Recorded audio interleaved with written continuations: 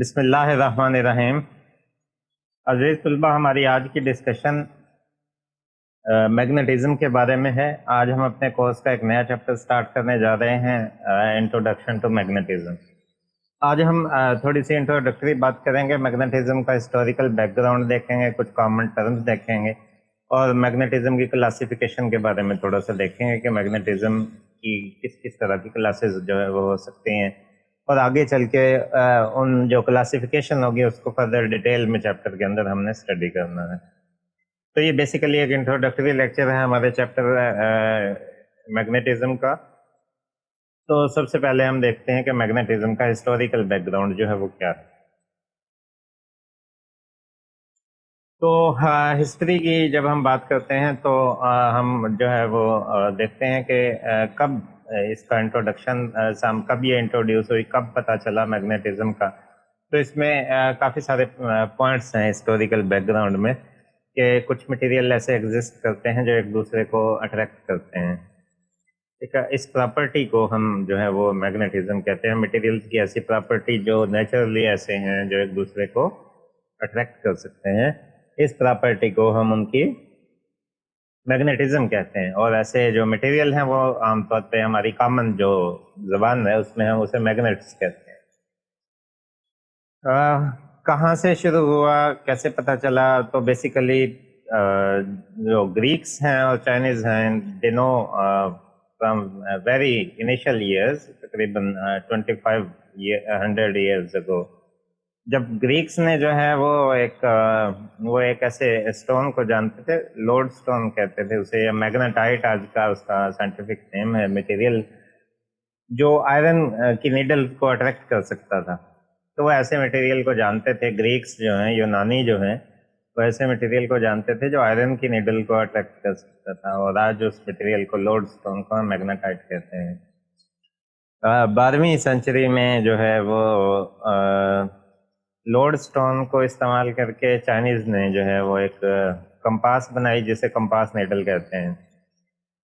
और उसको उन्होंने बुनियादी तौर पे जियोग्राफिकली डायरेक्शंस को फाइंड आउट करने के लिए इस्तेमाल किया। एस्ट्रोनॉमिकल कंसेप्ट के तौर पे नॉर्थ और साउथ पोल डिटरमिन करने के लिए इस्तेमाल किया। आजकल भी हम लेबॉर्ट्री में compass needle, magnetic compass needle जो है उसका इस्तेमाल करते हैं।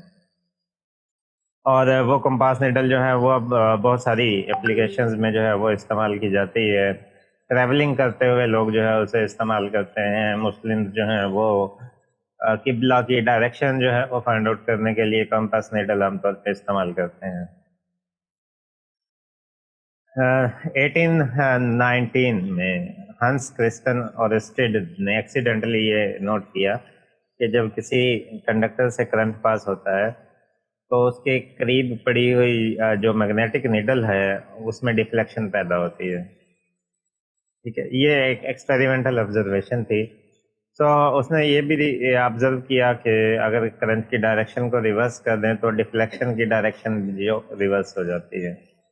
उससे अंदाज़ा हुआ कि करंट कैरिंग कंडक्टर में भी मैग्नेटिक फील्ड होती है जो कंपास नीडल की मैग्नेटिक फील्ड के साथ इंटरेक्ट करती है, जिसकी वजह से उसमें डिफ्लेक्शन पैदा होती है। और जब आप करंट की डायरेक्शन को चेंज करते हैं, रिवर्स करते हैं, तो डिफ्लेक्शन भी इसी वजह से रिवर्स होती है कि मैग्नेटिक फील्ड की डायरेक्शन चेंज होती है। ठीक है, तो इस ऑब्जर्वेशन ने एक लिंक डेवलप कर दिया बिटवीन इलेक्ट्रिसिटी और मैग्नेटिज्म। इसलिए आमतौर पे जो हमारे कोर्सेज होते हैं उसमें ये इंटर रिलेटेड होते हैं। Electricity and magnetism as a course जो है वो हमें पढ़ाया जाता है अपनी बेसिक क्लासेस में।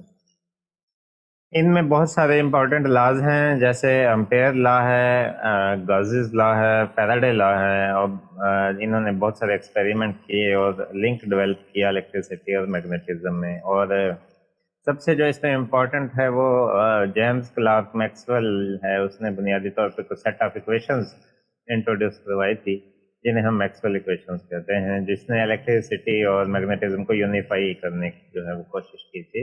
वो इक्वेशन इलेक्ट्रोडायनामिक्स में, इलेक्ट्रोमैग्नेटिज्म में बहुत ज़्यादा इम्पोर्टेंट हैं, जिन्हें वो 4 इक्वेशंस हैं जिन्हें आप 4 मैक्सवेल इक्वेशंस कहते हैं। इलेक्ट्रोमैग्नेटिक वेव्स की अंडरस्टैंडिंग मैक्सवेल इक्वेशन के जरिए ही पॉसिबल हुई थी। ठीक है, सो मैक्सवेल की इक्वेशन हमें ये बताती थी कि जो वेरिंग इलेक्ट्रिक फील्ड है वो मैग्नेटिक फील्ड जो है वो जनरेट करती है। ठीक है, तो बुनियादी तौर पे इनिशियली मैग्नेटिक फील्ड को इलेक्ट्रिक फील्ड की ही एक खास किस्म के तौर पे जो है वो अंडरस्टैंड करने की कोशिश की गई थी। ठीक है, ऑसिलेटिंग मैग्नेटिक फील्ड। ठीक है, और ये भी हमें पता है कि चेंजिंग मैग्नेटिक फ्लक्स जो है वो इलेक्ट्रिक फील्ड इंड्यूस करता है। ये भी हमें मैक्सवेल की इक्वेशन से पता चला था। और ये दोनों ऑसिलेटिंग फील्ड जो हैं ये इलेक्ट्रोमैग्नेटिक वेव पैदा करती हैं। इसी कंसेप्ट को यूज करके आइंस्टाइन ने 1905 में एक्सप्लेन किया इलेक्ट्रिसिटी एंड मैग्नेटिज्म को एक दूसरे के साथ इंटरलिंक इस तरह से किया। So according to Einstein, a magnetic field is a relativistic part of an electric field. या आइंस्टाइन ने जो है इसकी इंटरप्रिटेशन इस तरह की थी कि relativistic part जो इलेक्ट्रिक फील्ड का उसको हम मैग्नेटिक फील्ड कह रहे हैं। He particularly shows that magnetic field arise as a byproduct of Lorentz transformation. Coordinate transform होते हैं जिसे आप लॉरेंट्ज ट्रांसफॉर्मेशन कहते हैं। आपने जो आपका सब्जेक्ट है रिलेटिविटी एंड कॉस्मोलॉजी उसमें शुरू के टॉपिक्स में लॉरेंट्ज ट्रांसफॉर्मेशन के बारे में पढ़ा होगा। अगर मैग्नेटिक फील्ड को इस तरह से कंसिडर किया जाए तो बहुत सारे मटेरियल्स के अंदर जो फिजिकली फील्ड एग्जिस्ट करती है उसको अंडरस्टैंड करना फिर मुश्किल हो जाता है। इलेक्ट्रोमैग्नेटिक वेव्स की हद तक तो इसको इंटरलिंक किया जा सकता था, लेकिन फिजिकली मटेरियल्स के अंदर फील्ड की मौजूदगी को अगर देखें तो हाँ, फिर मैग्नेटिक फील्ड को या तो फिर आपको फिक्टिशियस समझना पड़ेगा या आप देखेंगे कि अंडरलाइंग फिनोमेना कुछ डिफरेंट हैं, तो आपको किसी और एंगल से जो है वो मैग्नेटिज्म को अंडरस्टैंड करना पड़ेगा। ठीक है, तो बहुत सारे एक्सपेरिमेंट ऐसे हैं बहुत सारी फिजिकल फील्ड जो है वो इस तरह से एग्जिस्ट करती है कि हम बिल्कुल इलेक्ट्रिक फील्ड से हट के अंडरस्टैंड करने की कोशिश करेंगे मैग्नेटिज्म के ओरिजिन को और मैकेनिज्म को कि क्यों कोई मटेरियल जो है वो मैग्नेटिक होता है, कोई नॉन मैग्नेटिक होता है या डिफरेंटली बिहेव करते हैं on the basis of their magnetic behaviour, अगर आप उसको देखें तो ये कुछ बेसिक हिस्ट्री थी हमारे पास मैग्नेटिज्म की या मैग्नेटिक मटेरियल्स की। जब हम मैग्नेटिक मटेरियल्स को स्टडी करते हैं तो कुछ टर्म्स हैं जिनसे हमें वास्ता पड़ता है। आमतौर पे जब आप मटेरियल की क्लासिफिकेशन करते हैं तो उसके लिए हम मटेरियल को एक्सटर्नल मैग्नेटिक फील्ड में रखते हैं और आप देखते हैं कि वो उसको कैसा रिस्पॉन्ड करते हैं। जब किसी मटेरियल को आप एक्सटर्नल मैग्नेटिक फील्ड में रखते हैं या मैग्नेटिक फील्ड अप्लाई करते हैं तो फिर आप देखते हैं कि वो मटेरियल कैसे रिस्पॉन्ड करता है। तो उसकी रिस्पांस को अंडरस्टैंड करने के लिए जो चीज़ें ज़रूरी हैं हमें समझना ज़रूरी है हमारे लिए, वो कुछ टर्म्स हैं जो हमने इस्तेमाल करने हैं इसमें। तो ये कुछ बेसिक 3-4 टर्म्स हैं, वेल नोन होंगी यकीनन आप सबके लिए, तो हम एक एक करके इनको रिवाइज कर लेते हैं। तो जिसमें सबसे पहले मैग्नेटाइजेशन है और मैग्नेटाइजेशन को जो है वो उसने डिफाइन किया the magnetic movement per unit volume develop inside a solid called magnetisation. इसको आप एम से डिनोट करते हैं।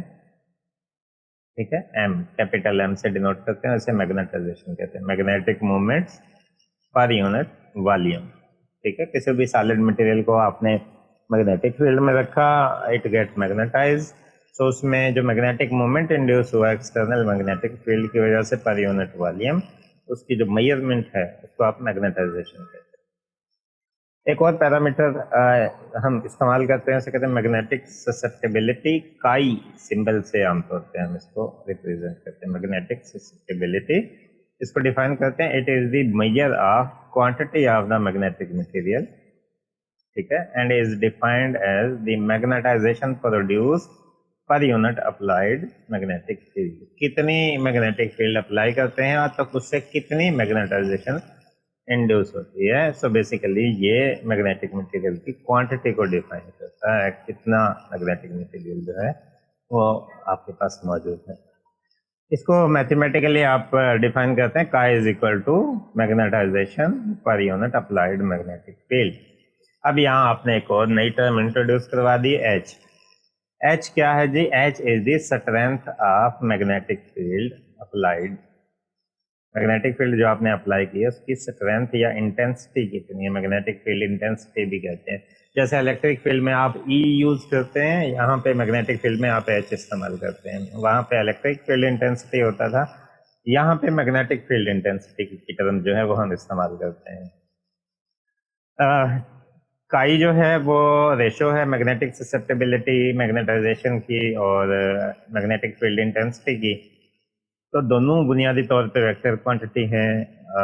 दोनों के अंदर जो है वो एम की और एच की डायरेक्शन डिफरेंट हो सकती है, डिपेंड करता है मैग्नेटिक मटेरियल के ऊपर। तो अगर इनकी डायरेक्शन डिफरेंट हो तो मैथमेटिकली काई को हम कहेंगे कि ये एक टेंसर क्वांटिटी है।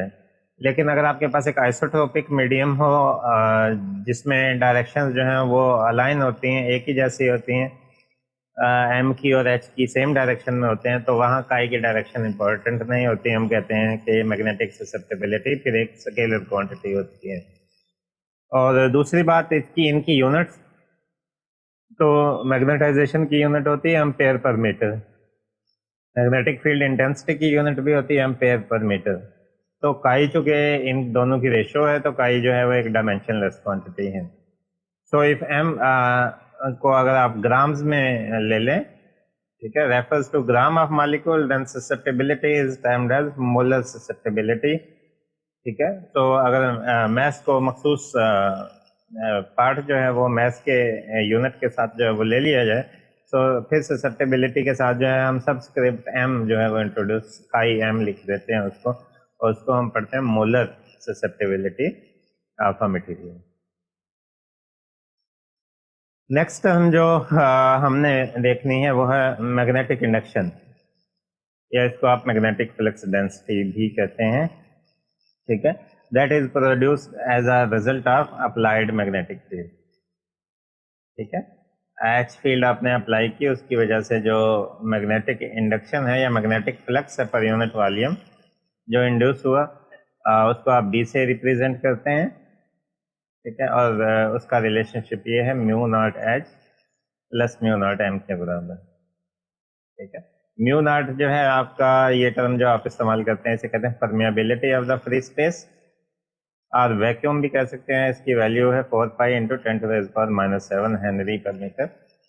ठीक है, ये सारी वैल्यू जो हैं ये हमारी बहुत बेसिक बुक्स जो है एफएससी की बुक्स में भी जो है वो इन्हें डिफाइन किया गया है। तो यहाँ ये आज का लेक्चर थोड़ा इंट्रोडक्टरी और आपके पुराने कॉन्सेप्ट का बेसिकली थोड़ा सा रिव्यू है। ठीक है, तो मैग्नेटिक इंडक्शन जो है वो that is the sum of mu naught H plus mu naught M.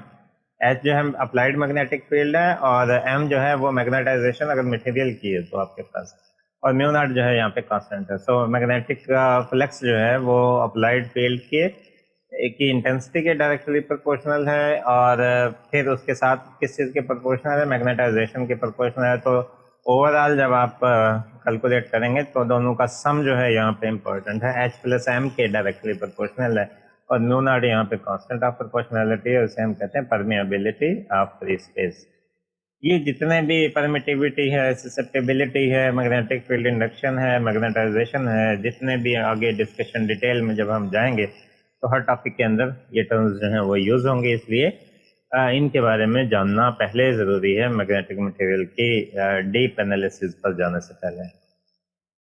ठीक है, मैथमेटिकली डिफरेंट तरह से जो है वो बी को रिप्रेजेंट किया जा सकता है। क्वांटिटी बी को वेबर पर स्क्वायर मीटर में जो है वो मेजर किया जाता है, या टेस्ला यूनिट जो है वो इसके लिए इस्तेमाल की जाती है मैग्नेटिक फील्ड इंडक्शन के लिए, या मैग्नेटिक फ्लक्स डेंसिटी डी के लिए आप जो यूनिट यूज करते हैं वेबर पर मीटर स्क्वायर, या टेस्ला जो है वो इस्तेमाल करते हैं।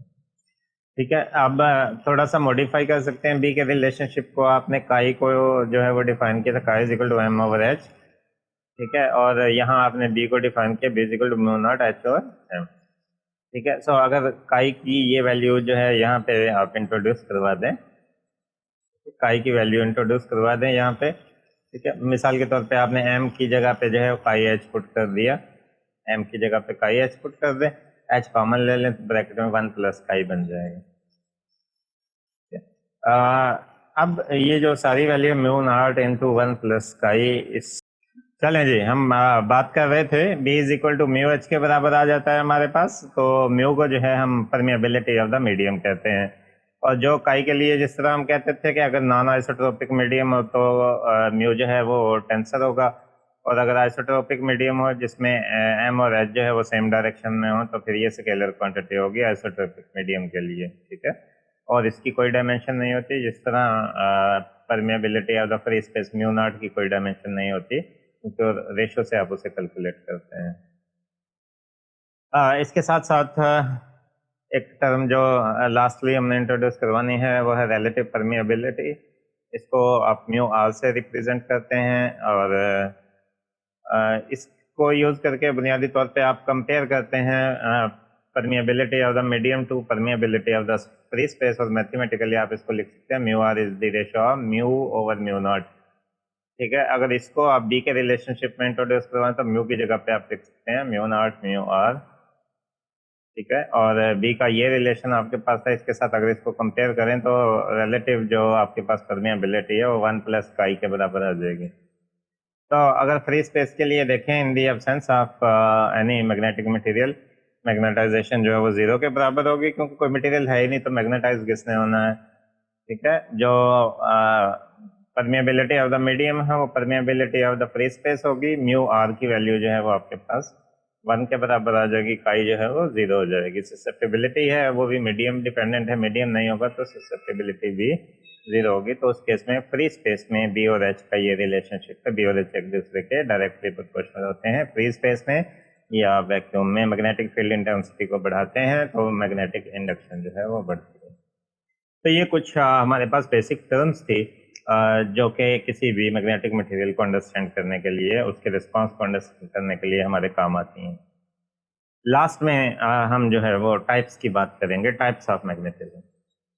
मॉडर्न थ्योरीज को अगर देखा जाए तो उसके मुताबिक सॉलिड में जो मैग्नेटिज्म है वो बुनियादी तौर पे दो चीज़ों की वजह से होती है, इलेक्ट्रॉन की ऑर्बिटल मोशन की वजह से और स्पिन मोशन की वजह से, इसी तरह न्यूक्लियाई की जो स्पिन मोशन है उसकी वजह से। मोशन ऑफ इलेक्ट्रॉन को जो है आप इक्विवेलेंट टू इलेक्ट्रिक करंट ले सकते हैं। तो जिस तरह करंट जो है वो मैग्नेटिक फील्ड इंड्यूस करता है तो हम कहते हैं कि motion of electron in orbital जो है वो भी मैग्नेटिक फील्ड जो है वो प्रोड्यूस कर सकती है। मेजर जो कंट्रीब्यूशन है वो उन इलेक्ट्रॉन की वजह से आते हैं जो अनपेयर्ड इलेक्ट्रॉन होते हैं, उनकी स्पिन की वजह से होती है आमतौर पे।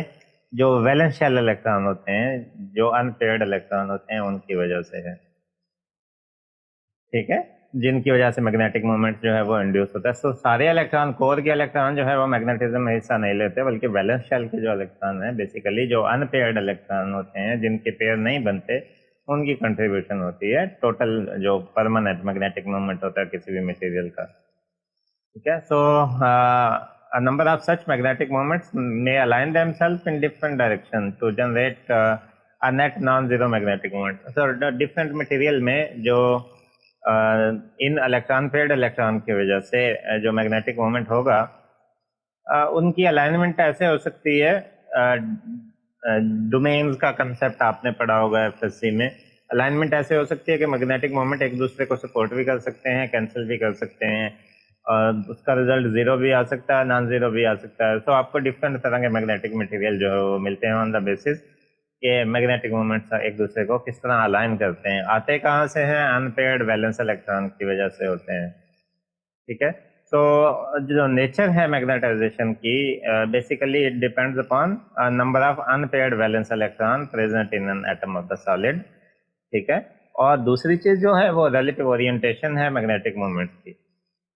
एक पहली चीज है कि मैग्नेटिक मोमेंट किस चीज की वजह से होगा? मैग्नेटिक मोमेंट होगा जो अनपेयर्ड वैलेंस इलेक्ट्रॉन हैं उनकी मोशन की वजह से होगा, उनकी स्पिन की वजह से होगा। और जो दूसरी चीज है वो है रिलेटिव ओरिएंटेशन। तो मैग्नेटिक मोमेंट रिलेटिवली किस तरह ओरिएंट करते हैं, एक दूसरे को इनहांस करते हैं, सपोर्ट करते हैं या कैंसिल करते हैं, इस बुनियाद पे आप डिफरेंट मटेरियल को क्लासीफाई करते हैं। तो ये बेसिकली शॉर्ट डेफिनेशन के साथ मैंने जो है वो क्लासिफिकेशन जो है वो बताई है कि इन 5 कैटेगरीज में आप मैग्नेटिक मटेरियल को क्लासीफाई कर सकते हैं। इन सब की इनका डीप एनालिसिस हम अपने आगे के लेक्चर्स में चल के बारी बारी सबको स्टडी करेंगे, डिफरेंट थ्योरीज देखेंगे जो इन कैटेगरीज को तफसील से डिफाइन कर सकती है कि किस तरह ये मटेरियल इस तरह बिहेव करते हैं, इसमें किस चीज़ की कंट्रीब्यूशन है। तो ये 5 कैटेगरीज हैं जिसमें डायमैग्नेटिज्म है, पैरामैग्नेटिज्म है, फेरोमैग्नेटिज्म है, एंटी फेरोमैग्नेटिज्म और फेरीमैग्नेटिज्म है। तो शॉर्ट शॉर्ट जो इसका इनकी डेफिनेशन पॉइंट ऑफ व्यू से अगर आप कह ले तो मैं यहाँ पे डिफाइन करता हूँ। आज की हमारी डिस्कशन का ये आखिरी हिस्सा है। तो डायमैग्नेटिज्म जो है वो एक वीक इफेक्ट है, ठीक है। इन सॉलिड में जो है वो एग्जिस्ट करता है, जिसमें that do not contain any permanent magnetic moment, ठीक है। ऐसे मटेरियल में होता है जो नॉर्मली नॉन मैग्नेटिक होते हैं, उनमें कोई भी परमानेंट डाइपोल मोमेंट एग्जिस्ट नहीं करता, ठीक है। लेकिन there exist a small non zero magnetic moment due to orbital motion of electron. तो स्पिन की वजह से जो है वो नहीं एग्जिस्ट करता, ऑर्बिटल मोशन की वजह से बहुत स्मॉल जो है वो मैग्नेटिक मोमेंट एग्जिस्ट करता है। और ये जो मैग्नेटिक मोमेंट है ये हमेशा अपोज करता है अप्लाइड मैग्नेटिक फील्ड को, opposite to the applied magnetic field. तो डायमैग्नेटिक मटेरियल जो है वो अप्लाइड मैग्नेटिक फील्ड को अपोज करते हैं, ठीक है। इनकी नेगेटिव ससेप्टेबिलिटी होती है, ये अप्लाइड मैग्नेटिक फील्ड को हमेशा अपोज करके उसको कैंसिल करने की कोशिश करते हैं। इसके बाद आते हैं हमारे पास पैरामैग्नेटिज्म। पैरामैग्नेटिज्म भी वीक इफेक्ट है, लेकिन इसमें फर्क ये है कि इसके एटम्स का परमानेंट डाइपोल मोमेंट मौजूद होता है, और ये एटम्स जो हैं वो इस तरह से अलाइन करते हैं कि वो उनकी डायरेक्शन जो है वो एक्सटर्नल मैग्नेटिक फील्ड की डायरेक्शन में होती है। तो एक्सटर्नल मैग्नेटिक फील्ड के साथ उनकी उसको सपोर्ट करते हैं, ठीक है। तो ये मैग्नेटाइज होते हैं एक्सटर्नल मैग्नेटिक फील्ड की मौजूदगी में, उसको कैंसिल नहीं करते बल्कि उसको सपोर्ट करते हैं, क्योंकि इनके मैग्नेटिक मोमेंट्स की अलाइनमेंट एक्सटर्नल फील्ड की अलाइनमेंट की डायरेक्शन में होती है। थर्ड कैटेगरी है हमारे पास फेरोमैग्नेटिक मटेरियल की या फेरोमैग्नेटिज्म। फेरोमैग्नेटिज्म में ये होता है कि इसमें स्ट्रांग परमानेंट मैग्नेटिक मोमेंट जो है वो एग्जिस्ट करता है एटम्स का। स्पिन और ऑर्बिटल मोशन एक दूसरे को सपोर्ट करती हैं, जिसकी वजह से परमानेंट स्ट्रांग मैग्नेटिक मोमेंट इसका होता है और वो अलाइन होता है इन द सेम डायरेक्शन, ठीक है। तो इसका रिजल्ट ये होता है कि आपको परमानेंट मैग्नेटिक मोमेंट जो है वो मिलता है। तो इस तरह के जो मटेरियल होते हैं फेरोमैग्नेटिज्म जो एग्जिबिट करते हैं उन्हें आप परमानेंट मैग्नेट कहते हैं। जैसे जितने भी कोबाल्ट लाइक मटेरियल है या निकल है, ये Fe है, आयरन है, ये फेरोमैग्नेटिक मटेरियल कहते हैं, जिनको आप मैग्नेटाइज कर दें तो फिर वो मैग्नेटाइजेशन को रिटेन करते हैं। इसमें जो डोमेन्स हैं वो इस तरह से अलाइन करती हैं कि एक बार मैग्नेटाइज हो जाएं तो फिर वो सारी की सारी एक दूसरे को सपोर्ट करती हैं और उस मैग्नेटाइजेशन को रिटेन रखती हैं, और ये हिस्टैरिसीस लूप जो है वो बनाते हैं फेरोमैग्नेटिक मटेरियल जो है आपके पास। इसी तरह एंटी फेरोमैग्नेटिज्म को देखें तो है तो ये उसी तरह जिस तरह फेरोमैग्नेटिज्म है, लेकिन इसमें मैग्नेटिक मोमेंट्स जो हैं वो इक्वल हैं लेकिन अपोजिट डायरेक्शन में, तो एक दूसरे को कैंसिल कर देते हैं, ठीक है। मैग्नेटिक मोमेंट एग्जिस्ट करते हैं, इक्वल हैं लेकिन अपोजिट हैं।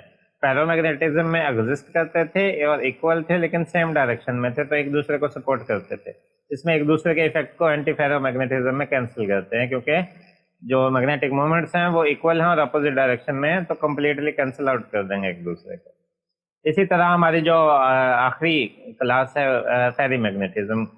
फेरीमैग्नेटिज्म एंटी फेरोमैग्नेटिज्म की तरह ही है, बस फर्क ये है कि इसमें डाइपोल मोमेंट्स जो हैं वो अपोजिट डायरेक्शन में तो होते हैं लेकिन इक्वल नहीं होते।